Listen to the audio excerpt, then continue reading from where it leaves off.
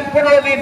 ঋষি সুনককে লন্ডনের মতো জায়গায়, বিলেতের মতো জায়গায় প্রচার করলেন সনাতনী সভ্যতাই একমাত্র পৃথিবীকে সন্ত্রাসবাদ মুক্ত করতে পারে, সনাতনী সভ্যতাই বিশ্বের বুকে শান্তির বাতাবরণ তৈরি করতে পারে। আমরা কি দেখেছিলাম?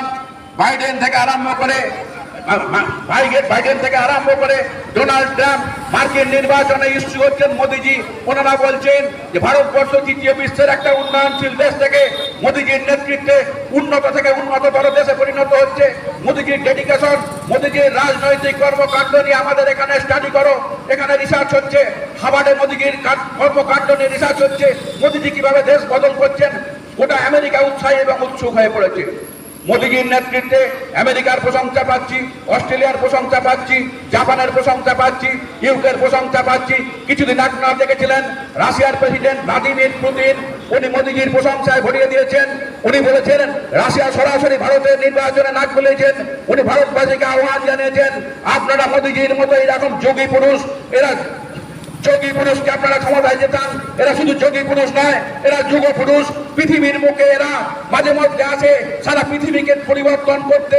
আমরা যেমন সমস্ত ক্ষেত্রে দেখেছি বিভিন্ন ধর্মগুরু, বিভিন্ন রাষ্ট্রনেতা যারা ইতিহাসে বলিষ্ঠ রাষ্ট্রনেতা হিসেবে চিহ্নিত হয়েছে, মোদিজির মতো এরকম বলিষ্ঠ রাষ্ট্রনেতাকে আপনারা হারাবেন না।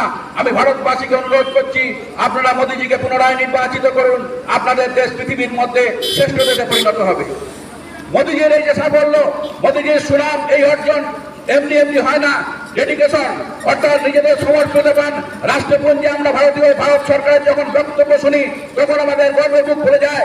রাষ্ট্রপুঞ্জে ভারতবর্ষে ইম্পার্সিয়াল ধর্মনিরপেক্ষ বক্তব্য রাখে, নিরপেক্ষতা জাহির করতে গিয়ে ভারতবর্ষের আমাদের যারা অ্যাম্বাসাডার আছেন ওখানে সন্ত্রাসবাদের বিরুদ্ধে যেভাবে সক্রিয় হচ্ছেন, পরিবেশ দূষণের বিরুদ্ধে যেভাবে সক্রিয় হচ্ছেন, সারা ভারতবাসী অবাক হয়ে দেখছে, সারা বিশ্ববাসী অবাক হয়ে দেখছে।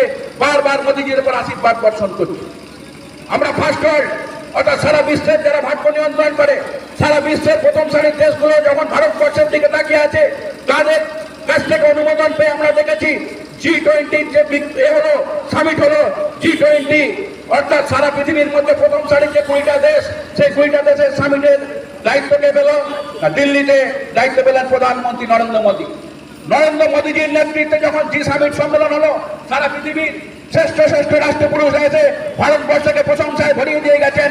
ভারতবর্ষের উন্নয়ন, ওনারা বলছেন সারা পৃথিবী এখন বিশ্ব মানচিত্রে গ্লোবাল ভিলেজ কনসেপ্ট। ভারতবর্ষের উন্নয়ন মানে শুধু ভারতবর্ষের উন্নয়ন নয়, সারা পৃথিবী উপকৃত হবে।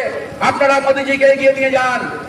তাহলে আমরা দেখতে পাচ্ছি কি আমাদের লোকাল মিডিয়া, আন্তর্জাতিক মিডিয়া, আন্তর্জাতিক জনমত সবাই মোদিজিতে মোহিত হয়েছেন। মোদি ম্যাজিক সারা পৃথিবী জুড়ে কাজ করছে। সুতরাং আমাদের মোদিজিকে অকুণ্ঠ সমর্থন করতে হবে, মোদিজির পাশে দাঁড়াতে হবে। G20 সামিটে আমরা কি দেখলাম? আফ্রিকান ইউনিয়ন, গরিব পূর্ব দেশ যারা আজ বেলা অনাহারে থাকে, খেতে পায় না, সেই আফ্রিকান ইউনিয়নকে সাহায্য করার জন্য এগিয়ে এলেন নরেন্দ্র দামোদর দাস মোদী। জো বাইডেনের সঙ্গে বিশেষ আলোচনায় উনি বললেন আফ্রিকানদের এই G20 ঘুরতে হবে, ওদের ইউনিয়নকে G20